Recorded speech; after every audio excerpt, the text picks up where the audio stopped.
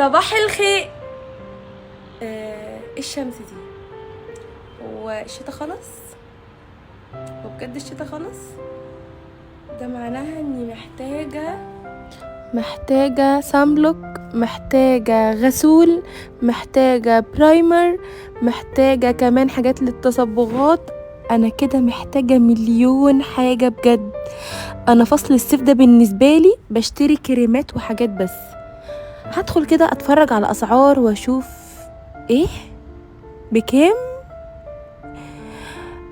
ايه كل الاسعار دي؟ ايه ده؟ ثانية واحدة، غسول ارجنتو كلير ومعاه كريم ازهى ب250 جنيه بس.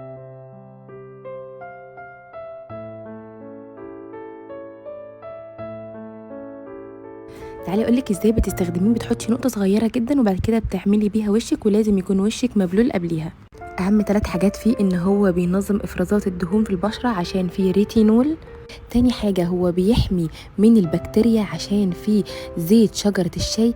تالت حاجة ان هو بيفتح البشرة جدا عشان العرق سوس. رابع حاجة واهمها ان هو بيقاوم ظهور الحبوب عشان فيه الجليكوليك اسيد. ضروري جدا بعد ما بتغسلي وشك بتطبطبي بفوطة بسيطة خالص. وطبعا ازهى كريم هو كله مكونات طبيعية وبيحمي من اشعة الشمس الضارة، وبتستخدميه بديل البرايمر.